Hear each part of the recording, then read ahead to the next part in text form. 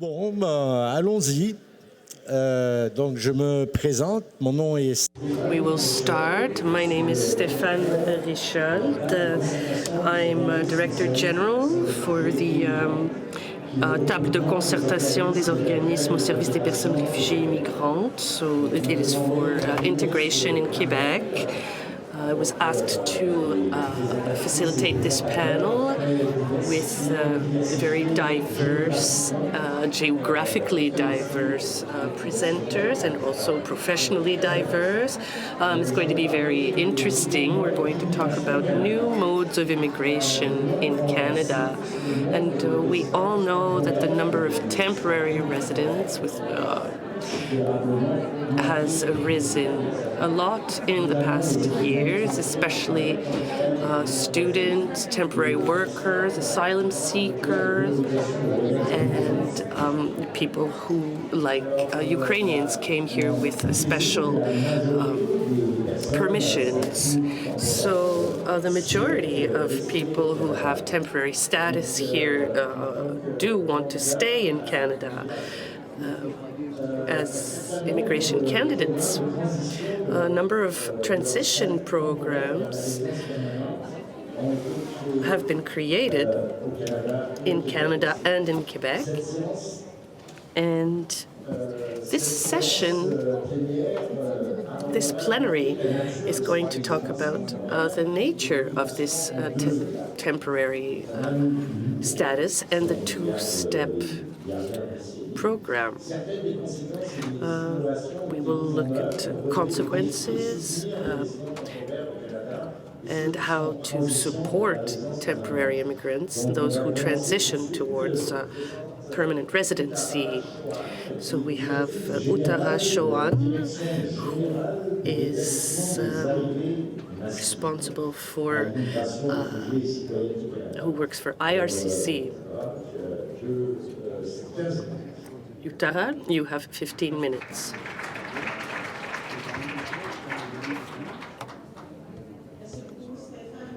Thank you, Stephan. Hello, everyone. I'm very happy to be participating. And it's with a great pleasure that I am sharing this stage with these presenters at this first conference, this first P2P conference that I'm attending. Thank you also to Vicky and Katie for the invitation. This is a very important space, bringing together so many people who are interested in promoting the well-being of newcomers to Canada. Today, I will talk about the measures we are taking to support the people who are looking for refuge after the invasion of Ukraine. I will concentrate on what we know about our clients who have arrived since March of 2022 using the emergency travel program. We consider that this is a new approach in immigration so as to respond to a global crisis. I hope you like numbers, because I will have a lot of them today. And before that, I would like to talk briefly about our response work internationally and share some of my thoughts.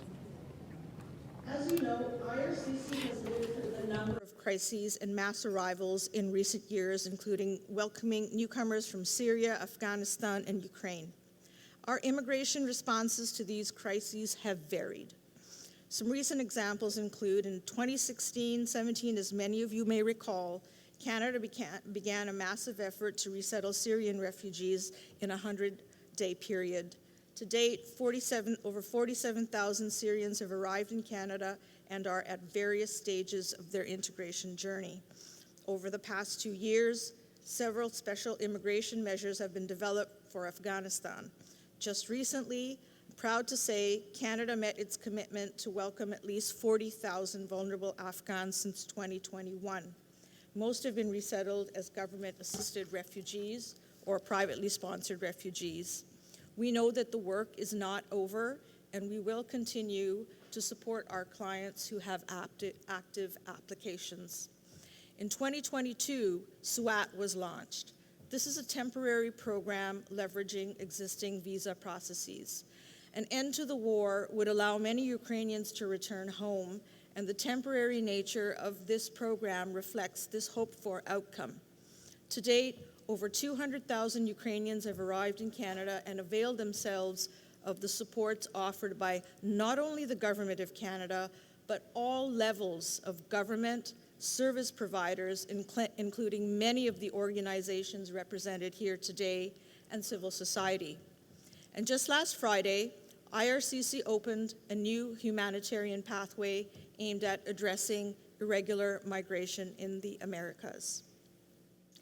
While different approaches were taken to respond to these crises, there are also core values and principles underpinning each initiative. Having said that, I must add that there are always international diplomacy and geopolitical considerations that shape the immigration response to any crisis. As a department, we are acutely aware of the concerns and questions regarding the equity of our crisis response measures. As our Deputy Minister may have mentioned this morning, on October 31st, our Minister released a report that summarizes the outcomes of IRCC's Strategic Immigration Review. One of the recommendations of this review is the need for a crisis response framework. Based on the lessons learned from Ukraine, Afghanistan, Syria, Sudan, and the Americas and elsewhere, IRCC will explore ways to better anticipate and respond to emerging humanitarian situations.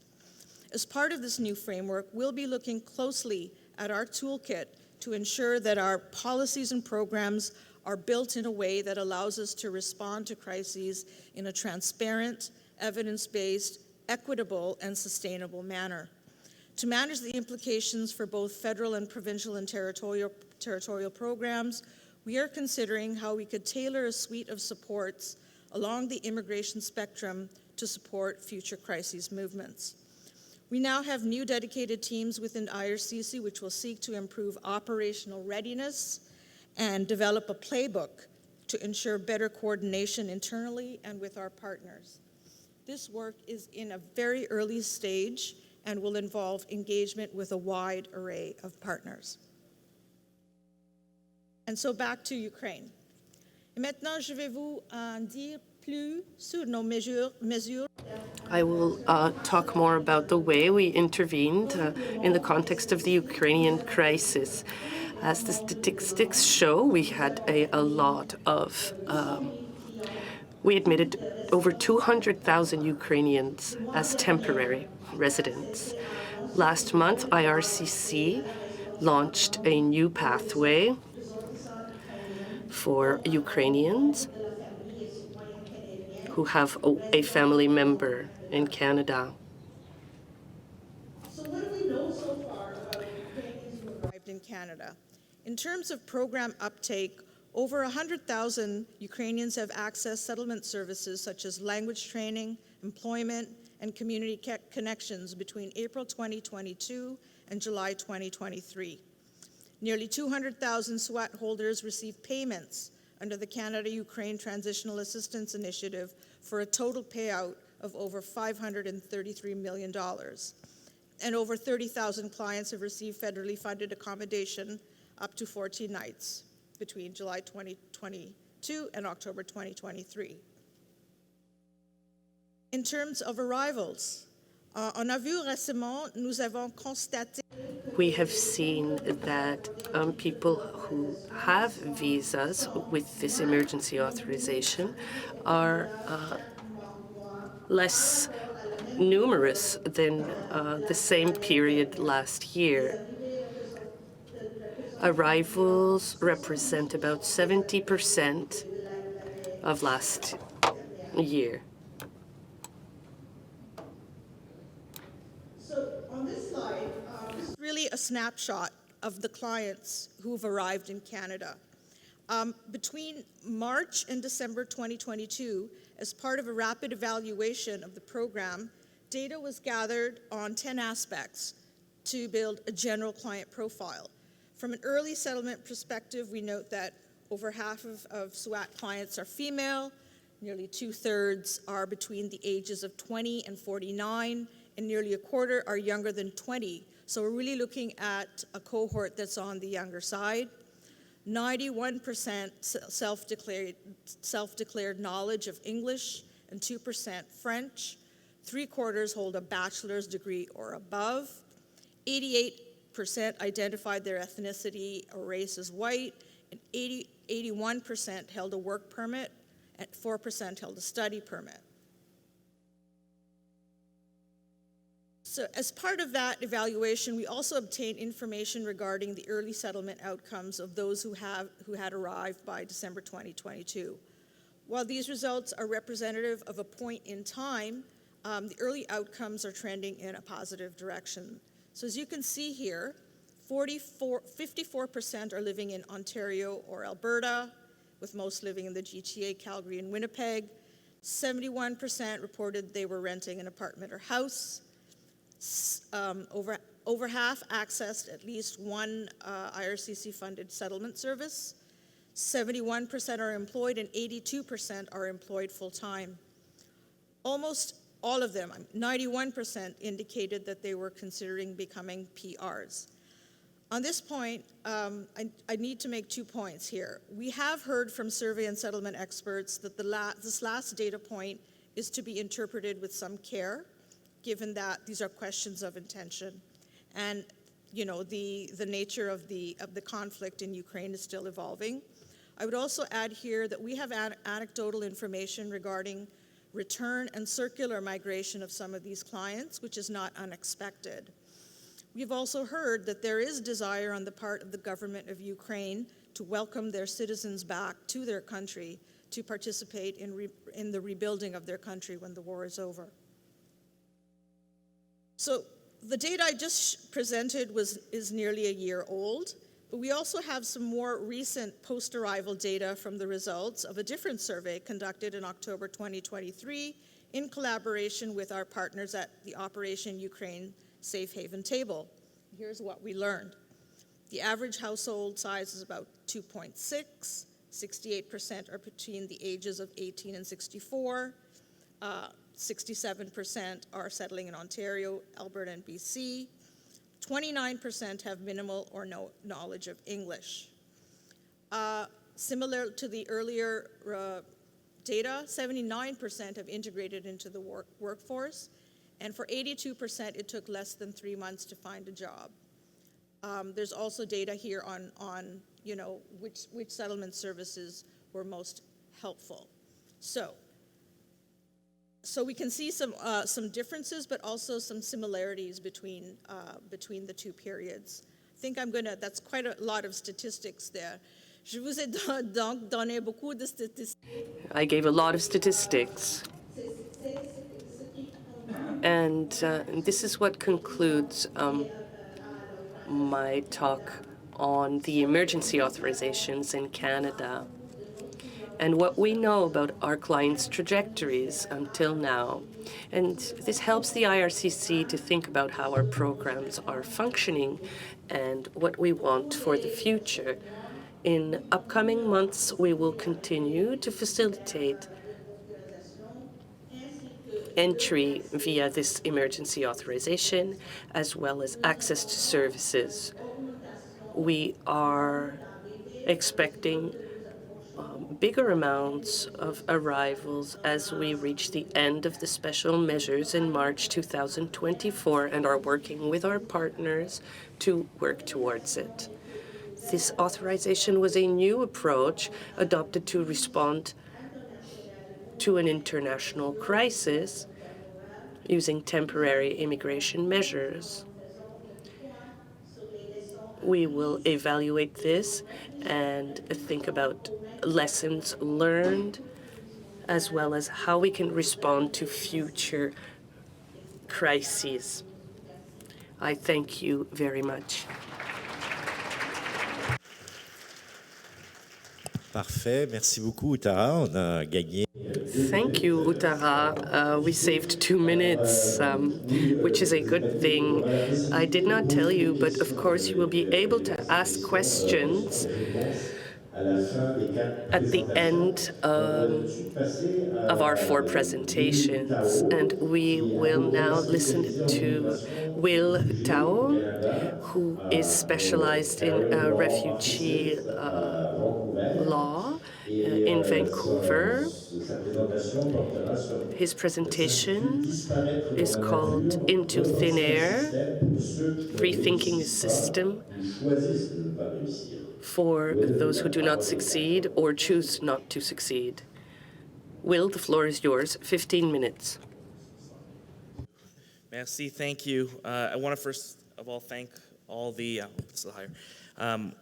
I would like to thank the invitation, P2P, for inviting me to speak today. It's a huge pleasure to be here and present a different, I think, legal practitioner perspective. I also want to first recognize my presence as a settler on these lands for the traditional unceded and stolen territories of the Musqueam, Squamish, and Tsleil-Waututh nations. So you'll see from my presentation title that it's shifted slightly, and one of the reasons was as I was preparing this, I really thought about the perspective of my clients, the ones you may not see, the ones that are out of status, the ones with precarious status, and it brought to me this idea of oxygen. Who is supplementing oxygen? Who is giving it? Who is taking it away? I'm also going to add one benefit that I might be able to present today in the Q&A. I speak for myself and no one else. So I will definitely say what's on my mind today, and I have no reservations in doing so. And I know many of you have some that you have to deal with, unfortunately. Outline of my presentation. The starting point is thinking beyond the 2 steps of immigration. I'm going to reframe the 2 steps as climbing Mount Everest, and then I'll talk about Into Thin Air, and I'm drawing on this metaphor from the book by John Krakauer, and then leading to the question and ending with the question of what is our oxygen. And I hope, I don't think I'll answer these questions in the 14 minutes I have left, but certainly I hope we can bring it back to our spaces, our roundtables, and our immigrant communities to discuss further. So the approach I'm taking is a critical counter-narrative approach. I do challenge a lot of the purely data-based approach. I believe in mixed methods. It's an approach I developed in my own studies as a master's of law student right now, looking at counter-narratives within a critical race theory lens.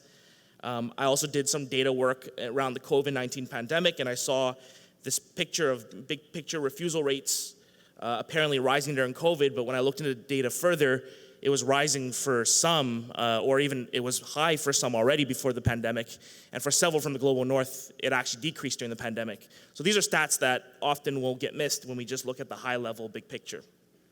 I also take an accidental ethnographic approach, and thank you, Dr. Lisa Brunner, for introducing me to this.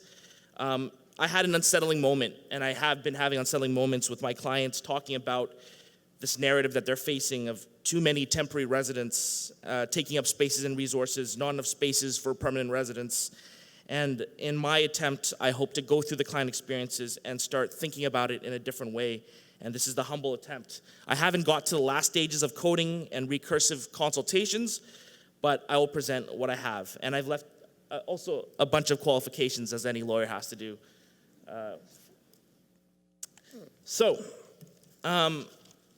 The starting point is the 2-step migration system, and Eden Crossman's work. I think everyone in this room somewhat has engaged with it.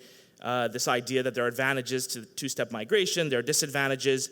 But again, Lisa, as she wrote in our paper, I'm reminded that it's not just a Canadian phenomenon, the whole ECD. This is a very popular idea of the immigrant trying out for permanent residence, being recruited from a domestic pool. I tend to resonate with Crossman's critiques. They are, at the end of the day, the clients that I see. They are the ones that are being abused. They often are dealing with external and internal abuse from the chutes and ladders of our system, as Lisa so aptly put in our paper. And this idea of the 2 steps is so ingrained in our clients' experiences and what they are dealing with on a day-to-day basis.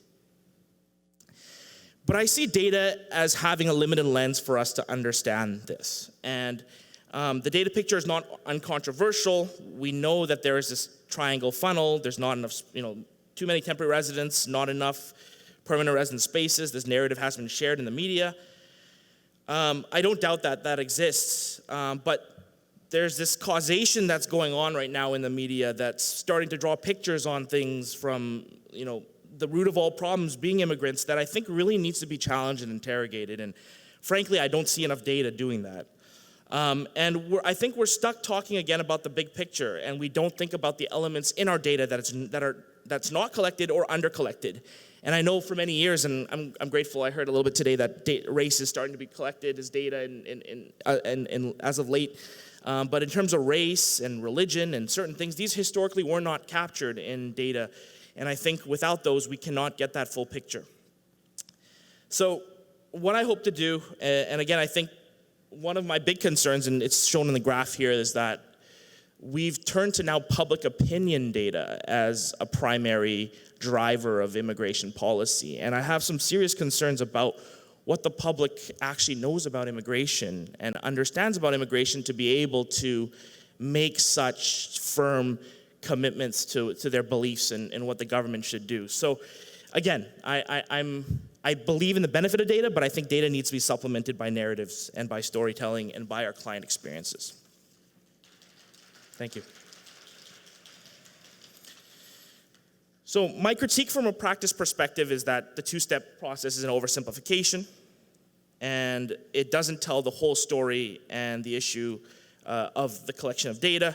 And I think it creates really unhelpful metaphors such as Canada as Harvard or the tryout, the two-step ladder. And I know, and again, I think she had a wonderful speech, a deputy minister, but the sports metaphor came up again, right? That this idea that there's some tryout or sports and, we're trying to select a team for Canada. I think it may be seen that way from one end, but from my client's view, I can tell you that it's very much not a sport much of the time. It's painful, it's difficult, it's heart-wrenching, the mental health concerns. So I just caution our use of this sports narrative or this tryout narrative, and I think that's one of my major concerns with a two-step model. So what I'm suggesting is actually a Everest model that looks at also reframing the counts of the steps that are along the way. It recognizes the barriers that getting a permit to Canada even is. We leave half of the folks, for example, for study permits at the door. We see this with also spouses of our clients or those who are seeking even routine work permits now. Depending on the country of citizenship, they're often left at the door. We also assume that everyone's on the two-step, but we forget to explore who's taking steps back, who doesn't even want to summit at the end of the day. And even with summiting, once you get to that crown of pinnacle of becoming a permanent resident, as the news articles are telling us, folks are not wanting to stay. And some are even having difficulties getting down after they begin permanent residence to the citizenship transition. So I think this model helps me examine those crevices and the steps before, after, and in between what is traditionally the two-step model. And I put this graph here much to show that it's a 3D model, and I can't manipulate it for you all here today. But depending on how I turned it, it brought up different routes up to the top. And as you can see from this section, if you went from the left, there would be a peak, you'd have a crevice, you'd go down, and you'd go back up. And I think this is more like the immigrant experience that I see through my clients' lens. And the different programs and pathways depending on which route up the mountain you take. So what I see are camps, and I see these camps as almost milestones or places where folks need to go through, signposts, where they can get to pass through to get to PR. And thinking about it more, I think, again, going back to Lisa, your idea of snakes and ladders might be appropriate, because I can see several folks who, for example, have Canadian experience, navigate the law, but then their experience expires and they're back to Camp 1. So that being said, I think my model throws in a lot of external factors that often get blurred in the two-stage approach. The idea is it's not simply about progressing from one to another, but from an applicant's perspective, there's a lot of work that goes in between the camps to even get to the summit of our Mount Everest. And this draws me to the book Into Thin Air. I won't spend too long on it because I have limited time. But what happened in Into Thin Air was there were too many climbers on the mountain, many without experience, different companies in competition with each other to bring folks up the mountain. And some folks even chose to go without oxygen. And ultimately, a major storm hit. Unrelated note, apparently a storm's going to hit at 7 p.m. today, so, check the weather on your way out. And what happened is that the storm stranded several folks on the mountain, and it became the third deadliest season in Everest. And I don't want to bring a morbid feel to my presentation, but I think it would be remiss not to ignore the media reports and the real life stories of mental health issues, decline, and suicide that our clients are experiencing. I think too often we hide those under the rug. I can tell you as a practitioner, somewhere about 60 to 70% of all my clients, and I deal with immigration in all thresholds, right? From entrepreneur to happy cases, sad cases, but I'd say about 60 to 70% of my clients are bringing mental health concerns beyond just anxiety about the immigration process into our consultation meetings. There's never one that goes out that don't have to bring the tissue out. That's how it's becoming these days. And I think they are scared of this storm that's about to hit. So, how am I doing for time? Or 10 minutes? Okay, 5 minutes left. So, I just wanted to briefly show some experiences of my clients caught in the Everest ascent. It could be applying for a job or working on employer-bonded work permits. I mean, Ontario has taken some positive steps, and we see that with the Canadian experience that they're trying to remove. But still, there are folks dealing with things such as loss of jobs, extensions, underemployment, not having enough points. It goes on and on and on. And I think some of my co-panelists will be discussing that too as well in terms of the various barriers that are thrown along the pathway. And also near the end, we have sector-only draws, the high standards, processing delays. And this is becoming a normality, especially delays. I want to flag that for those of you practicing on the settlement sector. This is going to be a period of delays because of the use of tools such as automated decision-making that will fast-track some and delay others. We are seeing folks with delays that are going beyond the normal, into years, waiting in this uncertain period. So, what does that all mean? What does it mean for our assistance regime? Well, preferred groups are getting escorted to the top. We have too many pilot programs seeking to innovate, but at what cost to existing structures and processes? It leads to a lack of clarity and certainty from those going in the process. Settlement seems to be more focused on getting those down the mountain. And again, I understand the constraints for funding. But many folks are not just arriving as permanent residents needing the support, they're the temporary residents that are into our door. How are we thinking about them? How are we leveraging migrants, helping migrants, and avoiding putting folks into direct competition with each other for the limited spaces that Canada seems to be providing for permanent residency? And then there's resourcing issues. So there's a lot of issues that are in the assistance regime that I want to flag. And this is creating a bottleneck to the top. And right now, whether real or not, Canada's bottlenecking permanent residency. And it's issuing less permits. Eventually, it's going to do so. And then, the whole birth rate, population growth, overarching argument. There's the political storm that's emerging. I also want to think about about Sherpas. Sherpas are those on Everest, often native to the region, who have navigated the mountains and have the inside knowledge of how these systems work. Who are the Sherpas in our settlement services? Do they have the necessary experience? For many I know who are former immigrants, this is a survival job. I've heard that from many of those who are working in the settlement industry. Who should be our Sherpas? I argue that the settlement sector needs to diversify and be resourced to consider the provision of services with an informed context of Canada's colonial history and their historical exclusion of migrants. So this is where we're at. I forgot to even mention third parties, and I'm one of them. And I often make presentations saying, in an ideal world, there are no lawyers doing immigration, right? The system takes care of itself. But we have all these third parties, companies, recruiters, education consultants, lawyers, employers, governments, all in the mix with respect to this bottleneck. And what I'm seeing is a storm, shifting public opinion on Canadian immigration amidst the housing crisis and economic political change, folks being unable to enter Canada, several temporary residents left at the door, very few permanent residence spots, increased use of technology, and courts that are overloaded. So these are some of the features of a storm that we are seeing. So in my last minute, I just want to talk about what is our oxygen, because I think this is the end question that I wanted to leave everyone with. We need oxygen, but where is the source? Right now, I see a lot of deoxygenizing and ostracizing in our system. We're also seeing oxygen infused, so there are some positive lights. There's innovation, there's design, human-centered design, those who want to build consensus and input. involving more migrants into the process, as the Deputy Minister spoke about. These are all positive things. And I also think we have to think about our own positionality as those who may have recently climbed or have family members who are climbed or loved ones. How are we involved in the oxygenation process? I also think my metaphor can fall short. There are many on Everest who don't want to be here, right? There are folks that are refugees who have no choice to be here in some cases, other than to escape the hardship and suffering and death from their home countries. So how do we facilitate those folks in a climb that they possibly never wanted to make? I worry a lot about how we deal with the next few years, how we're going to reframe this journey, explore the cracks, the crevices, and the immigrant climb. Hopefully we can better humanize and advise through this crucial, life-changing journey that is Canadian immigration. Thank you.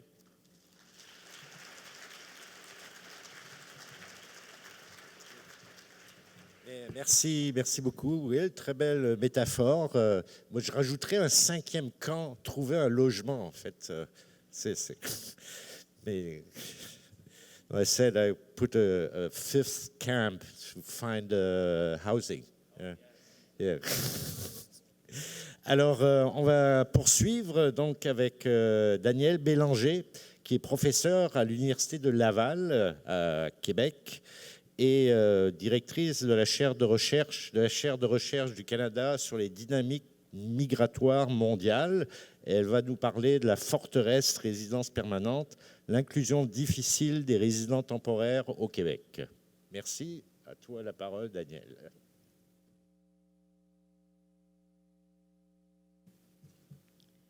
Merci Stéphane pour la présentation et je remercie beaucoup Voix vers la prospérité pour l'invitation à participer à ce panel. C'est vraiment un honneur pour moi d'être ici. Et j'ai préparé ma présentation en anglais. Je suis du Québec, mais j'ai travaillé longtemps en Ontario. This presentation will really follow on Will's argument that there are some issues that we need to think about when we look at this two-step migration regime. So I'm interested in the consequences of this from a sociological point of view on both migrants, candidates to PR, and service providers and other actors. So in late September of this year, Statistics Canada released data on temporary immigrants in Canada. So this was a big shock to many people, although researchers and people on the ground have noticed this shift a long time ago. But it was unveiled that there were over 2 million temporary immigrants in Canada, and that this number had increased dramatically since 2021. So that's the top part of the figure. At the bottom, you see figures for the province of Quebec. As of July 2023, there was nearly 500,000 temporary immigrants in the province, and over 300,000 had a work permit. So we're far from the 50,000 new permanent residents announced by the Quebec government last week and mentioned by the Deputy Minister Dagenet yesterday. If we combine all new immigrants admitted per year, we see a minority are admitted permanently. I mean, if we see temporary residents as immigrants on temporary status, and this exercise was done here for 2019, when 28% of all new people that were admitted, so these are new admissions, not stocks, like in the previous graph. So that's something that we really need to think about, and it matters because of resources going to organizations that provide services on the ground, when we know that most of the resources are for permanent immigrants. And this issue is even more important because, as we saw yesterday in a presentation by RCC, in the latest years, nearly 40% of new PR had been temporary before. In Quebec, before a reform I'll talk about in 2019, it was 86% who had gone through the Programme de l'Expérience Québécoise. So we definitely have a two-step migration regime. And as Will argued, I would argue as well that it's in fact a multi-step one, given the complexities of status trajectories that have been documented by researchers and that are witnessed on a day-to-day basis by people providing services on the ground. So my colleagues and I are actually working on administrative data to identify temporary status and permit trajectories among temporary immigrants, some of whom will get PR, some of whom will not. So that is to say that before making the transition or applying for the transition, of course, there's a whole series of transitions that occur that are not well documented and that need to be researched.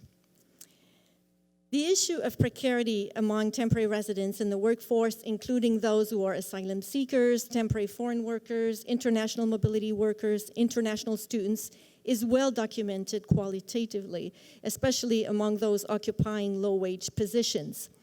In this analysis, my colleagues and I conducted a quantitative analysis based on census data on the working conditions of temporary residents in the workforce. We found that, and that's important, all other things equal, including level of qualification, so even if you're highly qualified. So temporary residents in the labor force earned less and work more than recent permanent residents and long-term permanent residents. So that's a very important result for us, and it provides evidence that confirm that temporary status is a marker of inequality on the Canadian labor market.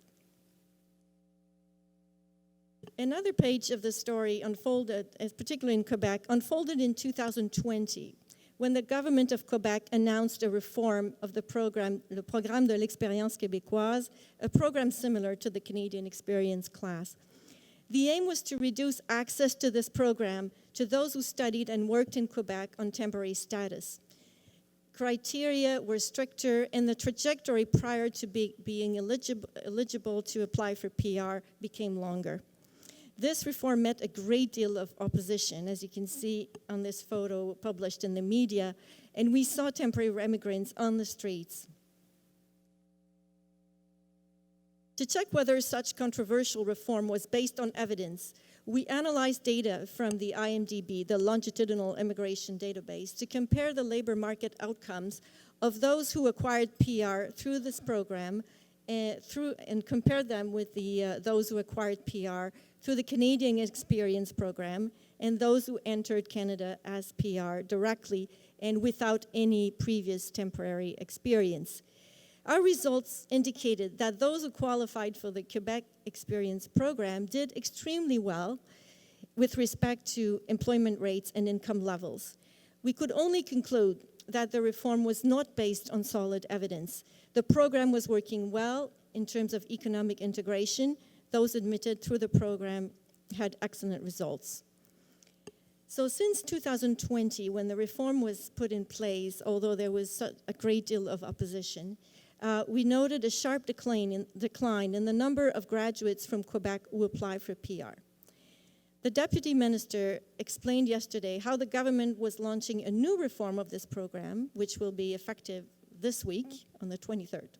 With this reform, the government is going backward, facilitating access to PR for international students who graduated, and at the same time making access to PR more difficult for non-francophone temporary foreign workers, with an additional, a new language level requirement for renewal of the work permit. Now, beyond quantitative results, in this article here, we asked the question, what is the experience of the inland transition to PR in Quebec? And I have to say, earlier today, there was a great presentation from IRCC on this question, and it was about Francophone immigrants outside of Quebec, with a little bit about Quebec. So, as we know, Quebec holds a unique position in Canada's immigration multi-governance model, because Quebec has the right to choose its own permanent residence. For migrants in Quebec, this means that the process for obtaining permanent residency begins with meeting provincial criteria and being approved by the province. These steps are completed through the obtention of the Certificat de Sélection du Québec. All the steps, provincial and federal, involve long delays, often going back and forth several times to complete applications and meet all requirements. So this means that processing times do not take into account all the work, what my colleague Louis Goldring calls the work of status, all the work that people have to do even before they can actually apply for PR. So this idea of reaching the waiting room is something we also need to take into account, and processing times do not take that into account. So since 2010, the provincial pre-selection criteria have changed many times, and this echoes what Will Tao was alluding to. So this means that people work really hard to qualify, and then from one day to the next, they can be excluded altogether from the process and have to go back to square one. So this idea of chutes and ladders also from Lewin Goldring. One example is the skill level that is required to have access to PR in Quebec. So until 2018, it was only those occupying skilled occupation. Then between 2018 and 2020, it was everyone. And again, it was restricted. Now it's only higher skill migrants, those occupying higher skill occupations. So in addition to all of these steps, candidates to permanent residency in Quebec now must also obtain, since January 2020, an attestation of learning about the democratic values and about Quebec. Therefore, adding one new requirement to this real obstacle, this complex process. So, how am I doing? Okay. So you've seen in the media reports about how processing times, waiting times are longer for people applying for PR within Quebec than in the rest of Canada, and how this is prompting internal migration of people who want to apply, want to speed up the process, move to Ontario, and sometimes may return to Quebec afterwards. So this doesn't give much oxygen to people who, in addition to all the bureaucratic steps, must manage an internal migration to reach their objective of stabilizing their status and acquiring more social rights. What we've seen too, unfortunately, is when criticized about long waiting times and processing delays, in the provincial and federal governments accuse each other while migrants must fend for themselves and navigate this complex and opaque bureaucracy. So this analysis illustrates how multi-governance affects administrative trajectories, constraining candidates to PR to navigate this unstable process that significantly shapes their migration experience. And in the article, what we document is how people talk about this staggered process, which in turn has an impact on the timing of their access to social rights, and how their lives are not just impacted, but how they say themselves bend their own life course to fit the criteria. So participants contrast the fast landing that offers temporary immigration with the uncertain and stressful process of applying and obtaining PR. Now, the effect of these complex administrative trajectories and the frequent need for expert advice to survive the process, this creates an incredible burden for community organizations and other actors. In a study among service providers in the Quebec City region, we documented in this report a sentiment of urgency and despair among providers who mostly receive funding to provide services to permanent immigrants, when most new arrivals in their region are temporary.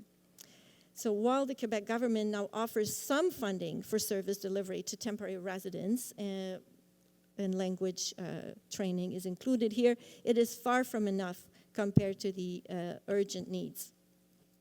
Transition to PR or desire to become PR among those who are not eligible generated a great deal of requests from clients and who were not even eligible for services. So providers talk about a need for a paradigm shift in the funding allocation, so they no longer have to constantly go beyond their mandate and stretch their resources to the limit, because this incoming of permanent residents in communities creates so much pressure on them that they even have to, it has a domino effect in the overall services they provide, including to permanent residents. So I didn't switch. This was the report on the need for services for temporary immigrants. And where do service providers often turn to assist their clients in need of administrative or legal services? Sometimes to lawyers or consultants if clients can afford, but very often to federal MP offices. You see here a report that we recently published and that released results from a nationwide survey we conducted with constituency assistants in MP offices who provide immigration assistance or do immigration casework. In the title, we used the words of assistants themselves who compared their office to an immigration emergency room. When we asked them why constituents and other actors such as community organizations, employers, consultants, and even lawyers sometimes came to them, you see that assistants with transition, we asked them why do they come, and these are the most frequent cases they had to deal with. So you see assistance with transition to PR is among them, along with other matters related to temporary immigration and family reunification. So these results were confirmed by analyses of administrative data we obtained through a request for information. So in conclusion, I'd like to say that all the trends and results I shared with you today indicate an urgent need for ways to provide, to recognize the current trends we note in Canadian context, and talk about this multi-step migration regime that is a burden for all. And so why? What can we do? So Fortress PR is really an issue that impacts all of us here. Everything I shared with you today is available. If you're interested in the reports or articles, please be in touch. Thank you.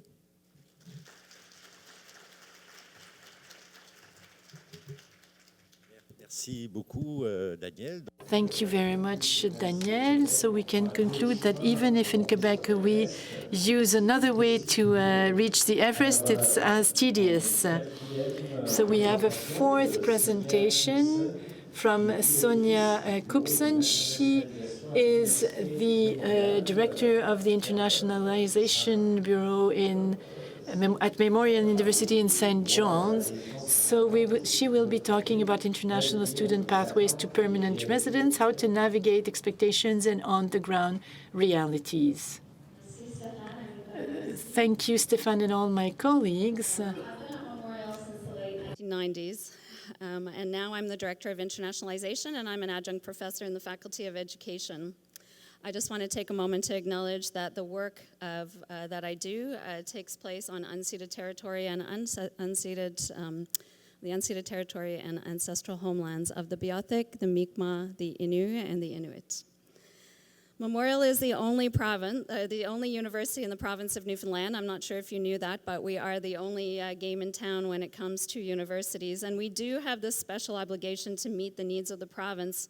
But in the past few years, the university has been hit each year with significant budget reductions as the province moves to decrease its contributions to post-secondary.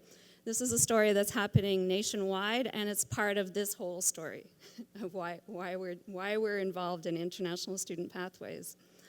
For a bit more context, my office, like many across the country, we look after many international students. I look after 5,000 now out of 20,000 total population of students at Memorial.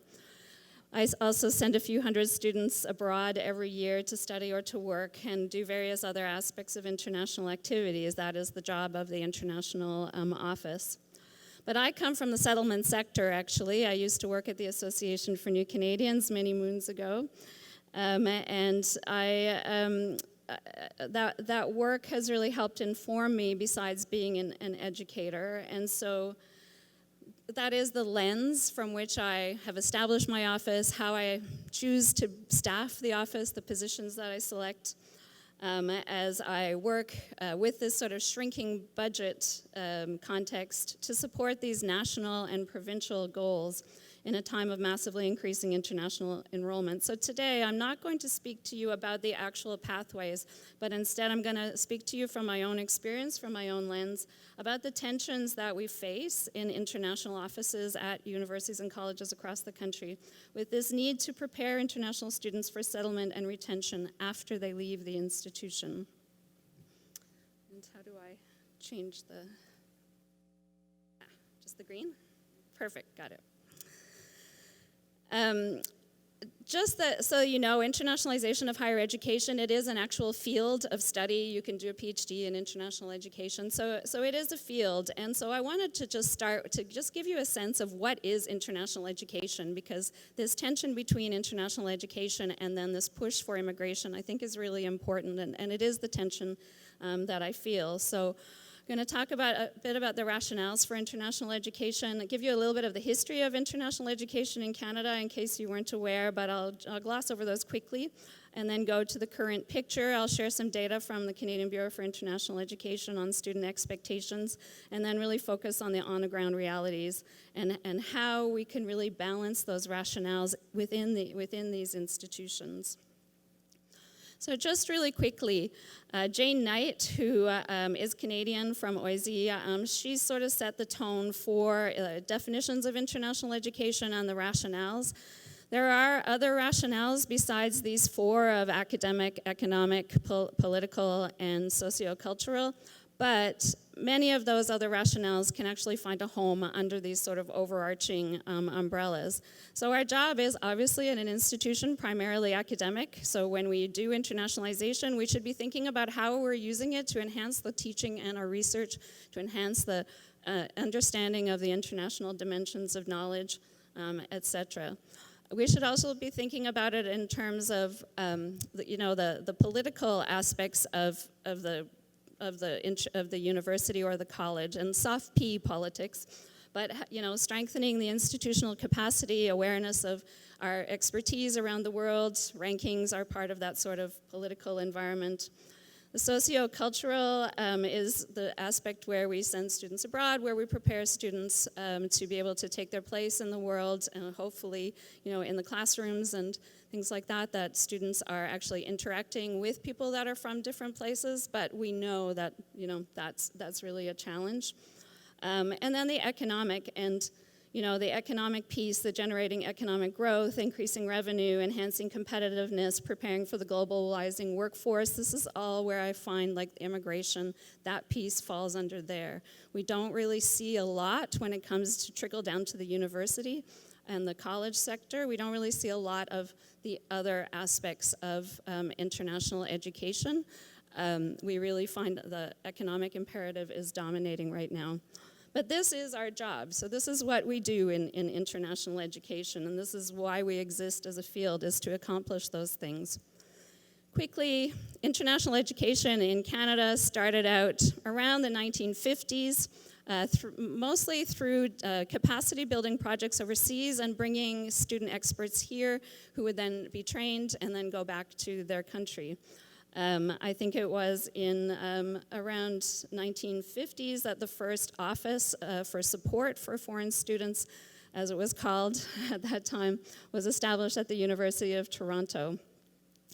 And up until about, that sort of continued with then offices developing to try to support the report writing that the Canadian International Development Agency needed. So there started to become offices of international on the campus, as well as these student offices.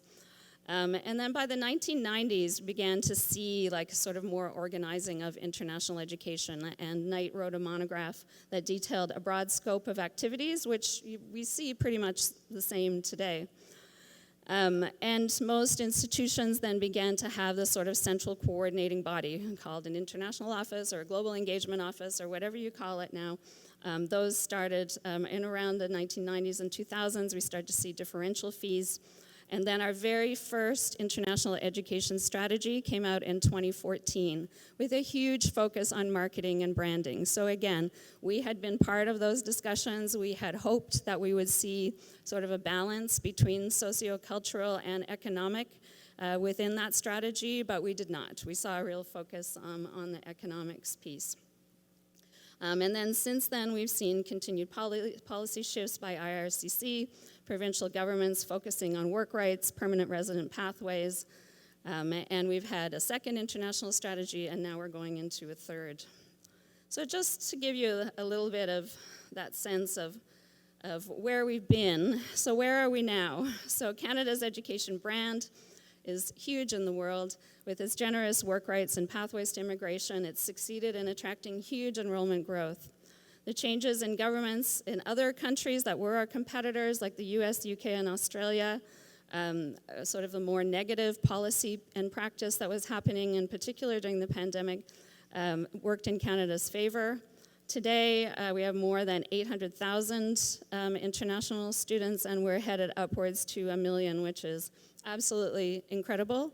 And so you can imagine on the campuses themselves, the offices like mine that have 6 or 7 staff, we are really struggling.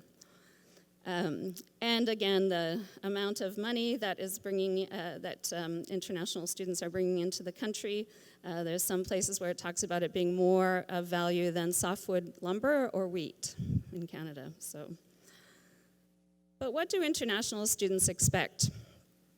Well, they expect when they come here, they know about the immigration pathway, and they're choosing to come to Canada for that, but also for safety, security, affordability, high-quality education, along with work opportunities.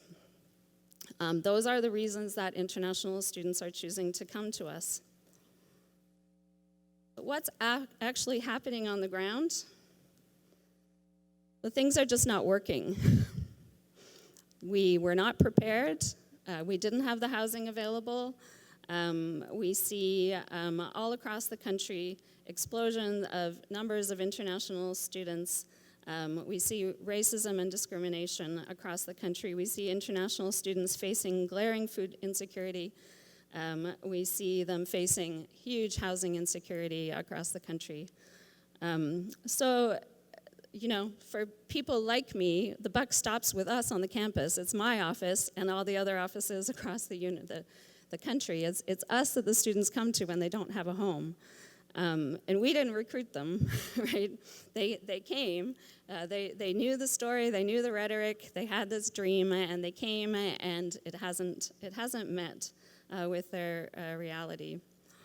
The Canadian policies have focused on the economic and in some ways on the small p political rationale, attracting tuition revenue, skilled labor.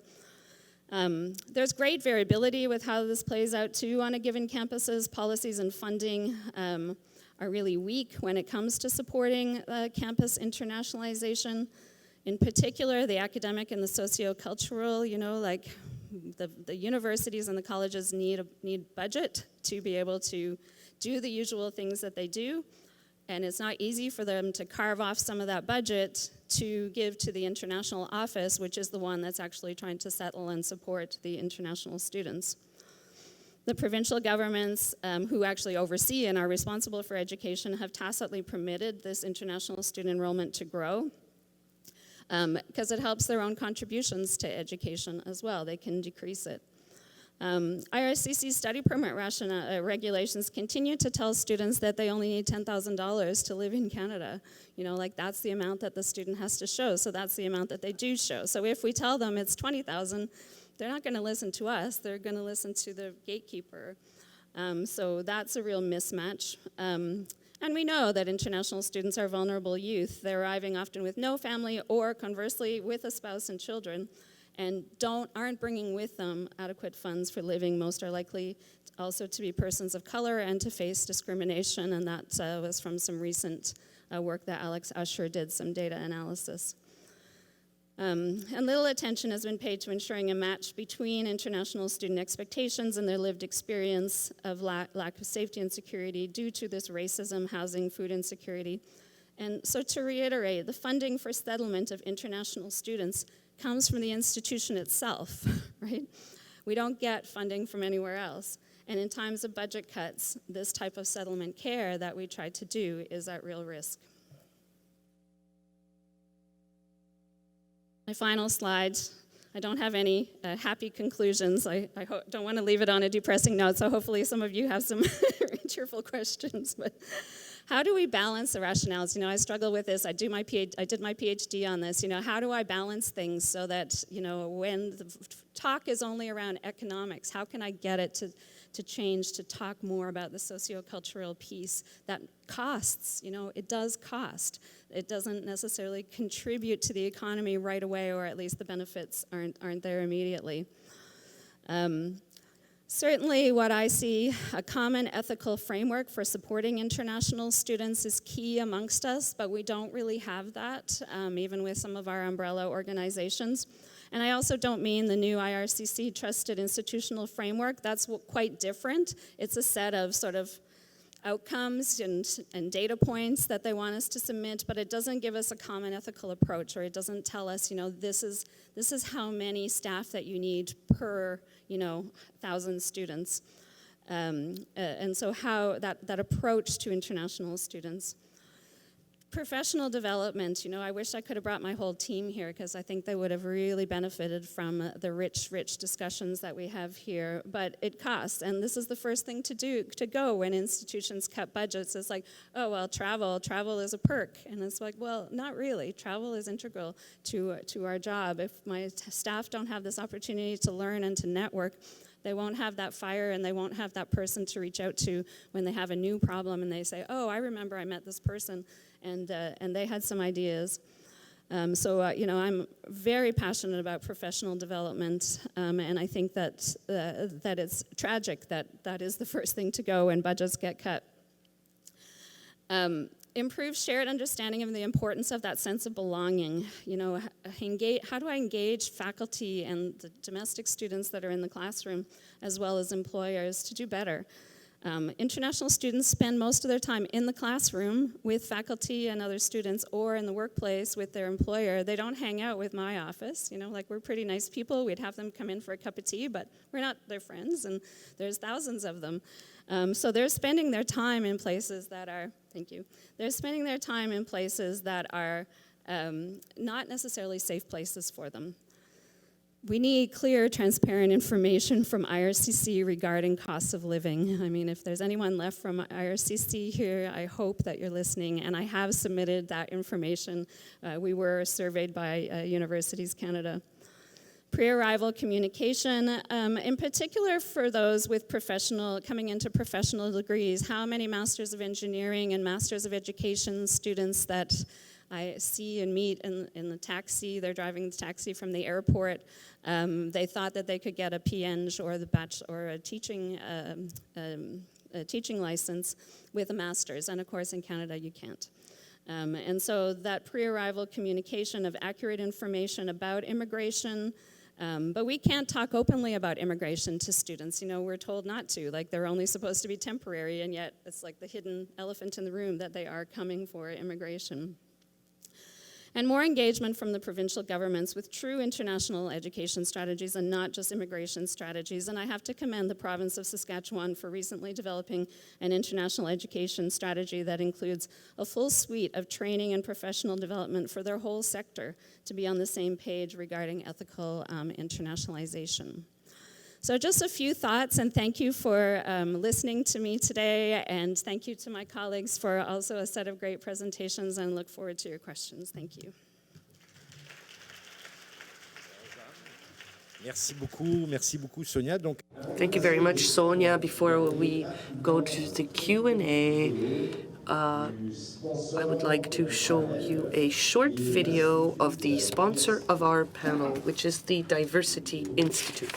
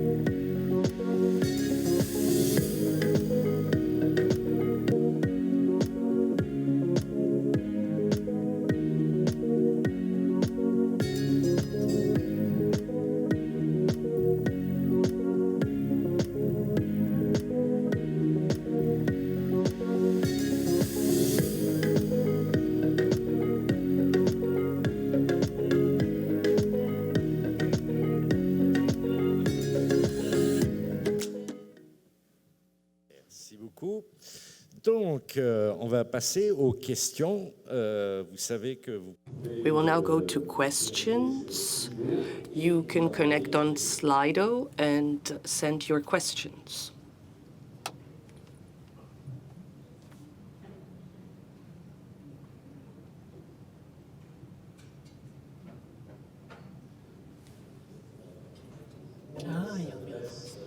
My first question is for you. It's about Canada's response to the invasion of Ukraine.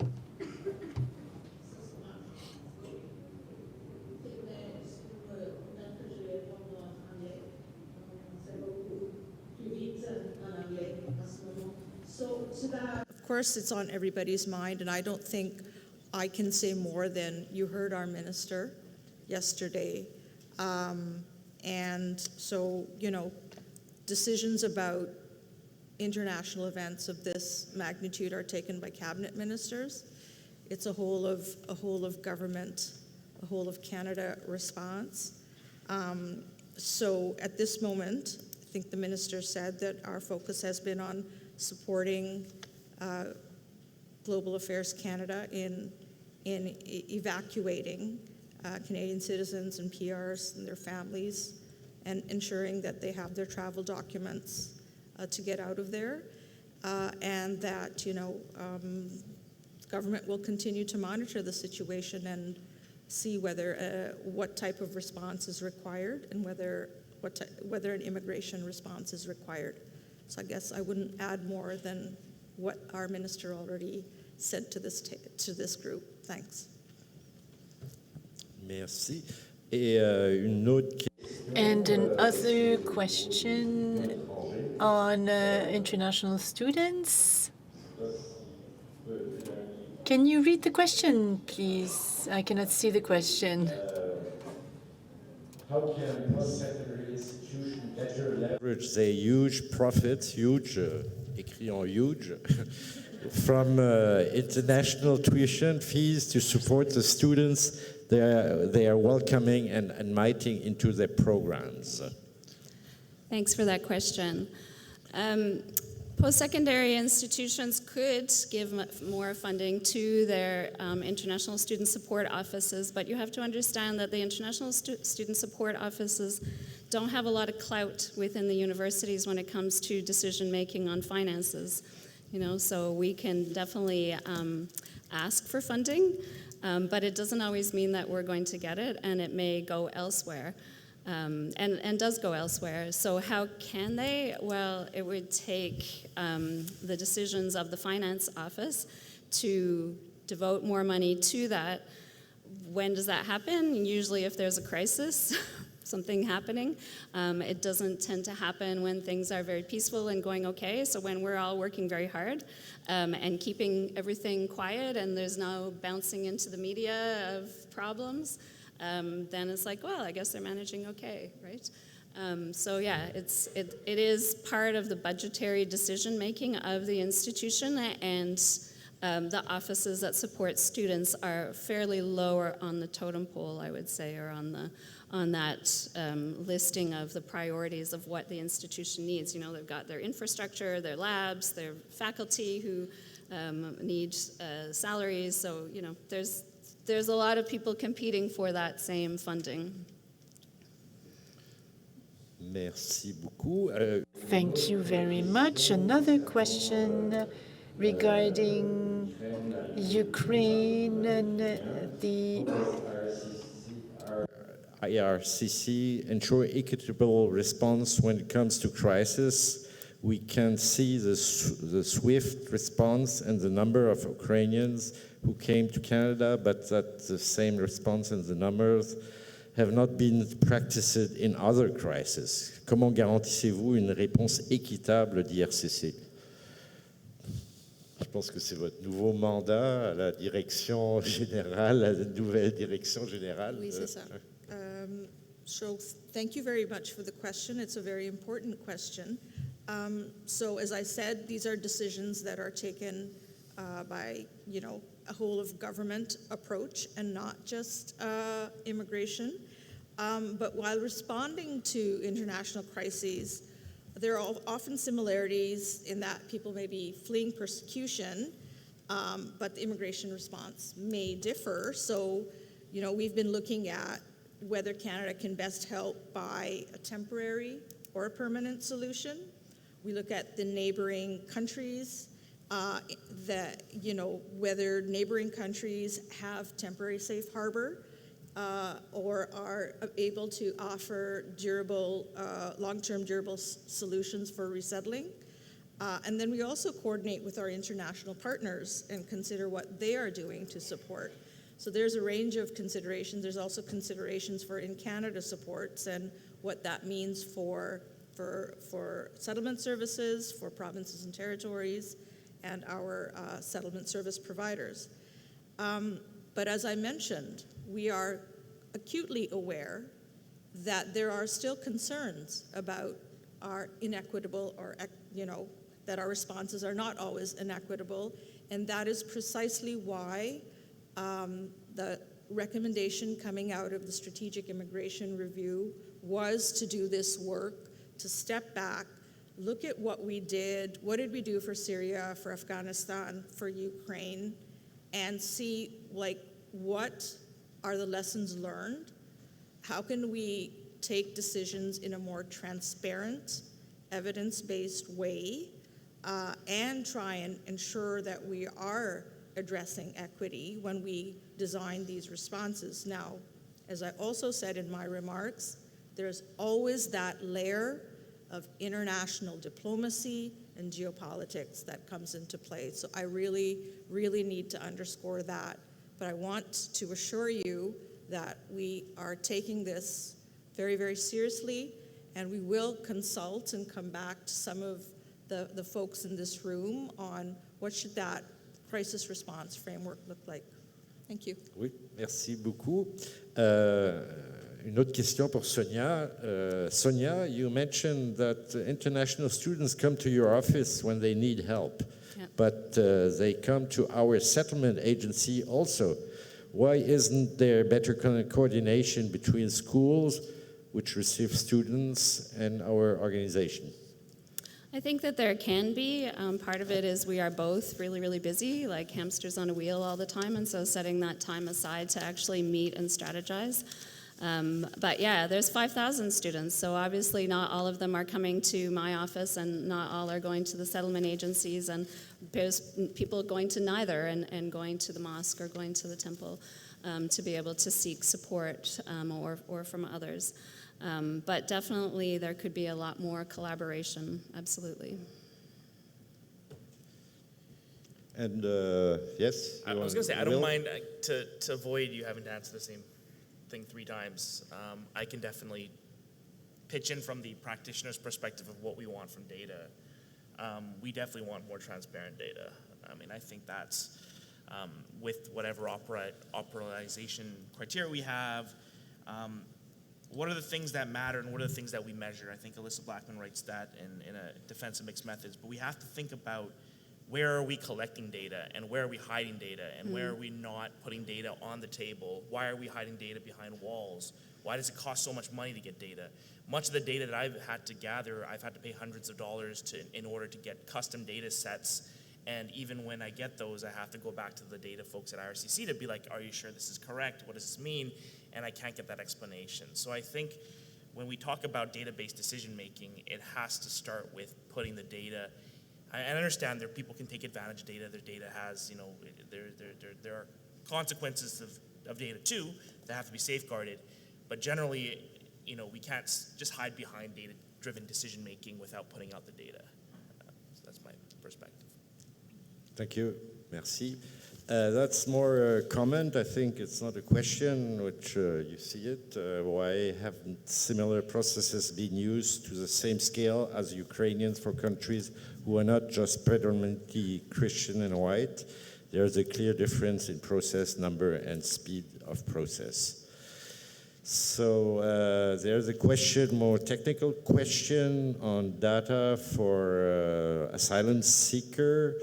I don't know, Tara, if you have knowledge around that. Sorry, I can take With that somebody question. else Yeah, in Daniel, est-ce que tu aurais une réponse à ça? Daniel, would you have an answer to this question?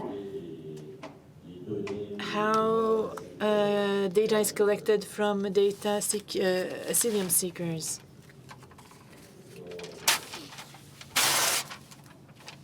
I'm sorry, I can take that question back, but I don't have the answer to that Yeah, question. okay. Yeah, I don't. Good. Sonia, you mentioned that the settlement costs have to come from the university itself. Well, yes, the university charges 3 times the tuition that international students or domestic students. So where is that extra money going then? So I guess the perception is that there's extra money. There isn't, because the government, on the other hand, is cutting the budget of the institution. So the international student tuition that's coming in is only funding the loss revenue from the government transfer. That's the primary issue that I see. Okay, thank you. Another question for Uttara. The numbers of Ukrainians admitted in mere 2 years period is stark compared to Canada's humanitarian response to Syria and Afghanistan. IRCC also collected robust, timely data for Ukrainians immigrants.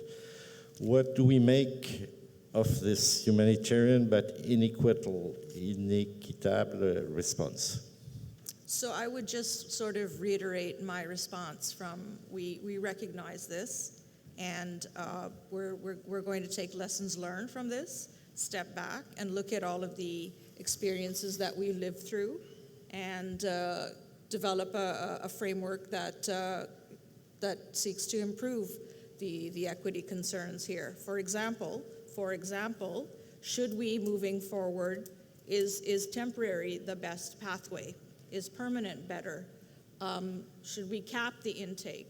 Should we not cap the intake? When we cap intakes, we get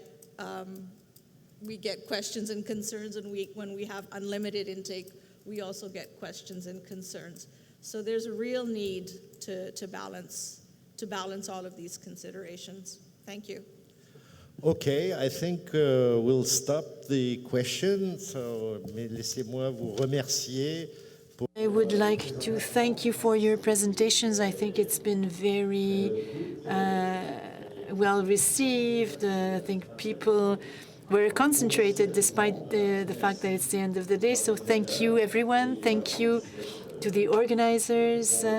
And we wish you a safe return home.